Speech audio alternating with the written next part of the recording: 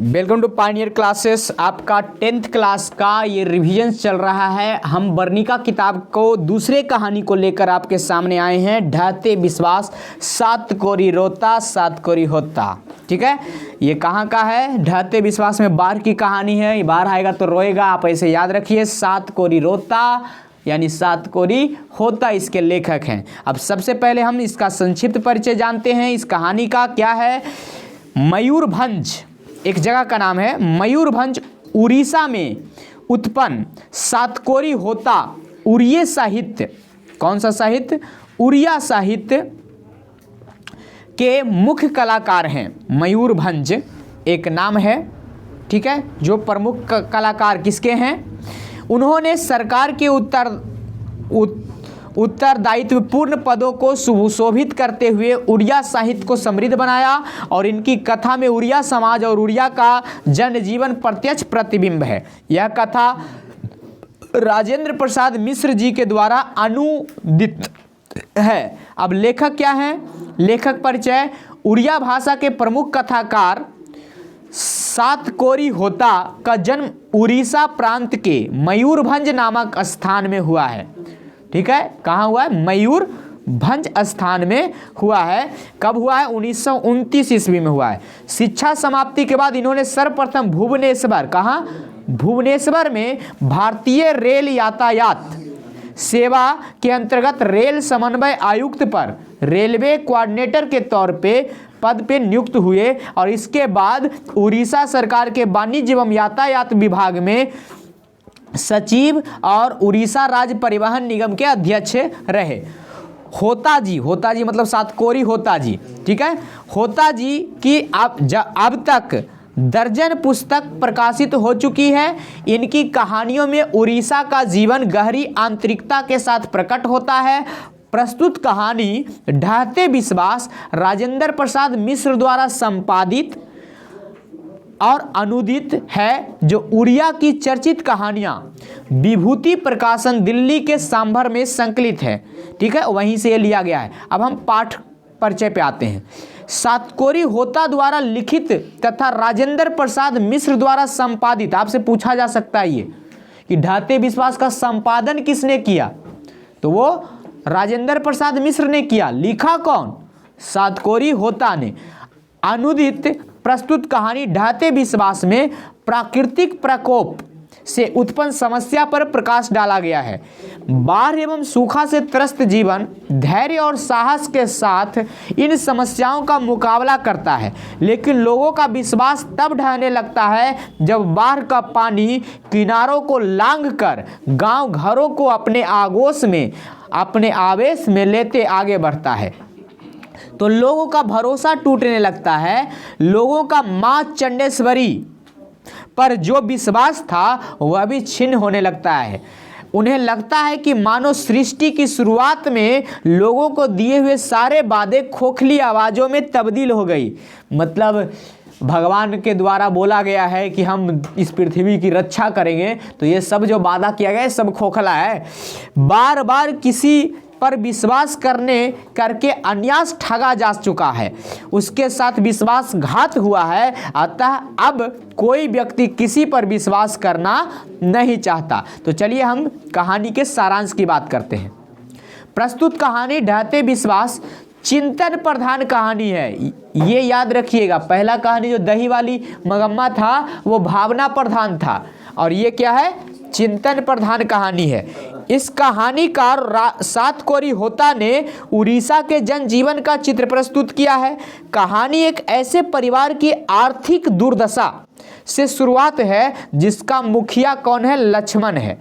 और ये कहाँ कमाता है? कलकत्ता में कमाता है। कलकत्ता में नौकरी करता है। बंगाल की राजधानी, पश्चिम बंगाल की राजधानी कोलकाता है और उड़ीसा के बगल में है वो, ठीक है। तो वहाँ वो नौकरी करने जाता है, किंतु उसकी कमाई बहुत कम है, परिवार का भरण पोषण नहीं होता। इसलिए उसकी पत्नी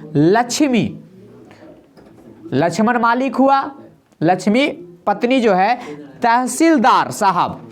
तहसीलदार साहब के घर छुटपुट काम करके उस कमी को पूरा करती है। उसके पास 1 बीघा खेत भी है, लेकिन बाढ़, सुखाड़ और तूफान के कारण वह दुख का कारण बना हुआ है। कितना बीघा खेत है? 1 बीघा। कहानी को थोड़ा इंटरेस्ट बनाने के लिए ये सब आंकड़ा आपको याद रहना चाहिए।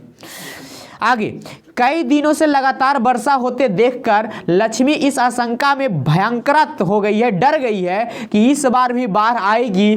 तूफान से घर टूट गया था, कर्ज लेकर किसी प्रकार घर की मरम्मती कराती है और तूफान एवं सूखा से त्रस्त होते हुए भी हल किराए पर लेकर खेती करवाती है। सूखा होने के कारण धान के अंकुरन जल गए थे, फिर भी हार न मानकर बारिश होने पर रोपनी करने का इंतजार किसान कर रहे थे। लेकिन लगातार वर्षा होने के कारण बाढ़ आने की चिंता ने लोगों की नींद हराम कर दी थी। लक्ष्मी का घर देवी नदी के बांध पर था। लक्ष्मी का घर देवी नदी के बांध पर था। लक्ष्मी उसी समय ससुराल आई थी जब दलई बांध टूटा। कौन सा बांध टूटा? दलई बांध टूटा। तो बाढ़ की भयंकरता के कारण लोगों की खुशी चतुराई के फूले की तरह मुरझा गई। चारों तरफ हाहाकार मचा हुआ था। अब है आगे था, उस दर्दनाक स्थिति की अनुभूति लक्ष्मी को हो चुकी थी, इसलिए वह यह सोचकर सिहर उठती है कि यदि पुनः दलई बांध टूटा तो इस विपत्ति का सामना कैसे कर पाएगा, क्योंकि तूफान एवं सूखा ने कमर तोड़ दी है। पति परदेश में है और 3 बच्चे हैं। लक्ष्मी वर्षा की निरंतरता के भीषण बाढ़ आने की बात सोचकर दुखी हो रही थी। उसके पति लक्ष्मण कलकत्ता की नौकरी से कुछ पैसे भेज देता था और वह स्वयं तहसीलदार का छिटपुट काम करके बच्चों के साथ अपना भरण पोषण कर रही थी। भूमि का छोटा टुकड़ा तो प्रकृति के प्रकोप से ही तबाह रहता था। दलई बांध, इसकी चर्चा बार बार हो रही है, मतलब ये पूछने जाने वाला है। दलई बांध टूटने की विभीषिका तो वह पहले से ही देख चुकी है। उस भयानक अनुभूति रह रहकर जाग उठती थी। तूफान, सूखा और बाढ़, इन तीन प्राकृतिक विपदाओं से कौन रक्षा करे। कटक से लौटा गुण निधि, कटक उस जगह का नाम है, और वहां से कौन लौटा है? गुण निधि। महानदी की इस बांध की सुरक्षा के लिए गांव के युवकों को स्वयंसेवी दल बनाकर बांध की सुरक्षा में सब संलग्न थे। लक्ष्मी भी बड़े लड़के को बांध पर भेजकर 2 लड़कियों और 1 साल के लड़का के साथ घर पर है। पूर्व में ऐसी भयानक स्थिति को देखकर भी लोग यहां खिसके नहीं। शायद इसी प्रकार नदियों के किनारे नगर और जनपद बनते हैं। लक्ष्मी भी पूर्व के आधार पर कुछ चिवरा, बर्तन, कपड़ा संग्रह कर लिया। गाय बकरियों के पगहा खोल दिया। अच्युत तो बांध पर ही जूझ रहा था। ये अच्युत उस लक्ष्मी का बड़ा बेटा है। शायद पानी तार की ओर बढ़ रहा और शोर मच गया। गुणनिधि काम, गुणनिधि पड़ोसी है, गुणनिधि काम में जुटा था। लोगों में जोश भर रहा था, मतलब उस गांव का लीडर है वो, और लोगों को ऊंचे पर जाने का निर्देश भी दे रहा था। सब लोगों का विश्वास आशंका में बदल गया। लोग कांपते पैरों से टीले की ओर भागे और स्कूल में भर गए। देवी स्थान भी भर गया। लोग हताश थे। जब अब तो केवल मां चंडेश्वरी का ही भरोसा था। लक्ष्मी की अच्युत की आशा छोड़कर जैसे तैसे बच्चों को लेकर भाग रही थी, क्योंकि बांध टूट गया था और बाढ़ वृक्ष घर सबों को जल्द ही लील कर रही थी। शिव मंदिर के समीप पानी का बहाव इतना बढ़ गया कि लक्ष्मी बरगद की जटा में लटक कर पेड़ पर चढ़ गई। वह कब बेहोश हो गई, कोई कुछ भी पुकारे सुनने वाला नहीं था। टीले पर लोग अपने को खोज रहे थे। स्कूल भी डूब चुका था, अतः लोग कमर भर पानी में किसी प्रकार खड़े थे। लक्ष्मी को होश आने पर उसका छोटा लड़का लापता था। वह रो चिल्ला रही थी, पर सुनने वाला कौन था। लोगों का विश्वास देवी देवताओं पर से उठ गया था, क्योंकि इन पर बार बार भरोसा करके लोग मात्र ठगे जाते रहे हैं। लक्ष्मी ने पुनः पीछे देखा, पर उसकी दृष्टि शून्य थी। फिर भी एक शिशु सबको उसने पेड़ की शव यानी लाश को उसने पेड़ की तने पर से उठा लिया और सीने से भींच लिया, यद्यपि वह उसके पुत्र का शव नहीं था।